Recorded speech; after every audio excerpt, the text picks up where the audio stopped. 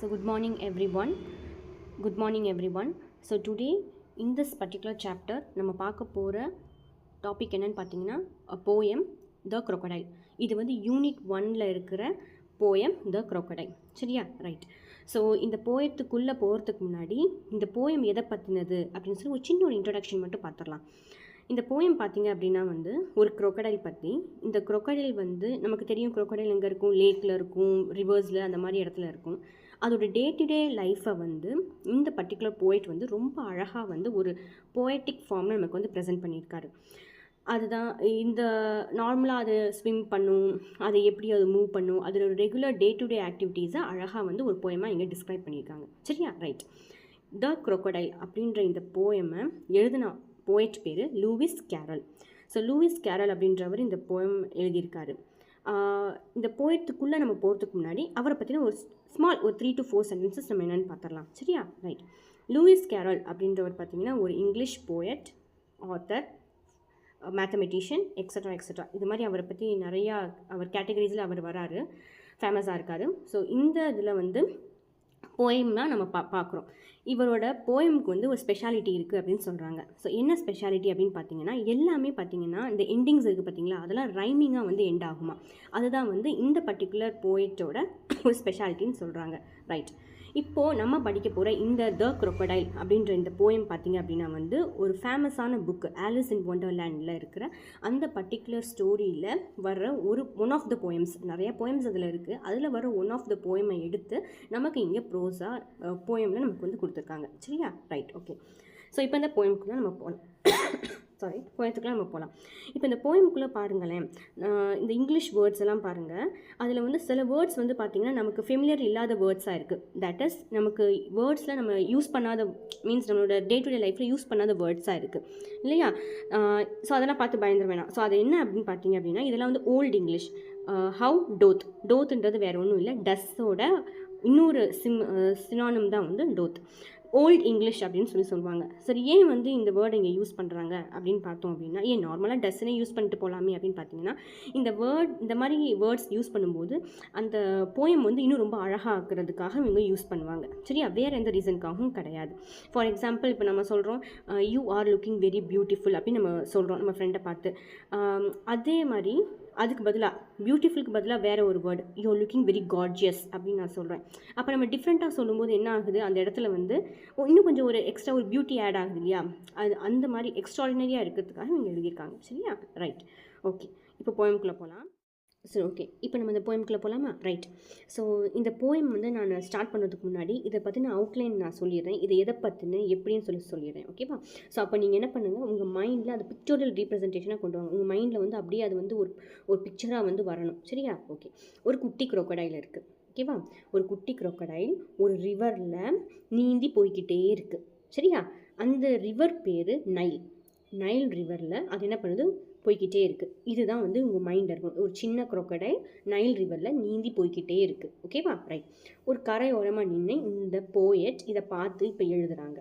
இப்போது இதை உங்கள் மைண்டை நீங்கள் ஃபிக்ஸ் பண்ணிவிட்டு இப்போ நம்ம இந்த பர்டிகுலர் போயமை ரீட் பண்ணலாம். ஓகேவா? ரைட்.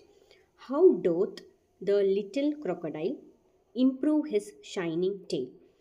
உங்களுக்கு ஹவு டோட் வந்து ட்ரெஸ்ஸு இல்லையா? Right. How does the little crocodile improve his shining tail. இப்போ என்ன பண்ணுது, அந்த crocodile நீந்தி போகிறத பார்த்துட்டு இந்த போயிட்டு எழுதுறாரு. அதோட வால் நல்லா அழகாக க்யூட்டாக இருக்கும் இல்லையா? ஸோ அதை பார்த்துட்டு எழுதுறாரு. இந்த குட்டி crocodile அதோட டெய்லை வந்து எப்படி இம்ப்ரூவ் பண்ணுதுன்னா என்ன அர்த்தம், வளருது அப்படின்னு சொல்கிறாரு. And pour the water of the Nile on every golden scale. இப்போ இங்கே என்ன சொல்கிறாங்க அப்படின்னு பார்த்தீங்கன்னா, அது நீந்தி போகுது இல்லையா? நமக்கு தெரியும், நமக்கு இந்த வாட்டரில் வளர்கிற animals, for example fish, crocodiles, இதுங்களுக்கெல்லாம் பார்த்தீங்கன்னா உடம்புல வந்து ஸ்கேல்ஸ் இருக்கும், பாடியில் வந்து ஸ்கேல்ஸ் இருக்கும். அதில் தான் அது ப்ரீத் பண்ணும் இல்லையா? ஸோ அந்த ஸ்கேல்ஸை தான் இவங்க என்ன சொல்கிறாங்க, கோல்டன் ஸ்கேல். ஒரு பாடியை தான் இவர் என்ன சொல்கிறாரு, கோல்டன் ஸ்கேல்ன்றாரு. And pour the water of the Nile on every golden scale. அது நீந்தி போய்கிட்டே இருக்கும்போது அந்த வாட்டர், அந்த ரிவரோட வாட்டர் வந்து என்ன ஆகுதுன்னா அதோட உடம்பெல்லாம் படுது. அதுதான் வந்து இவர் என்ன சொல்லியிருக்கோம், ஆன் எவ்ரி கோல்டன் ஸ்கேல் அப்படின்னு சொல்லியிருக்காரு. கோல்டன் ஸ்கேல்னால் என்ன அர்த்தம், அந்த ஸ்கேல்ஸ் எல்லாம் கோல்டன் கலரில் இருக்குது. எப்படி கோல்டன் கலரில் இருக்கும், நம்ம தெரியும் இல்லையா, ஸ்விம் பண்ணி போகும்போது சன்ரைஸ் வந்து அதில் படும் பார்த்தீங்களா, சன்ரைஸ் படும்போது என்ன ஆகும், நல்லா வந்து ஷைன் அடிக்கும் இல்லையா. ஸோ அது அப்போ எப்படி இருக்கும், கோல்டனாக இருக்கும். ஸோ அதை தான் வந்து இவர் என்ன சொல்கிறாரு, ஆன் எவ்ரி கோல்டன் ஸ்கேல் அப்படின்னு சொல்கிறாரு.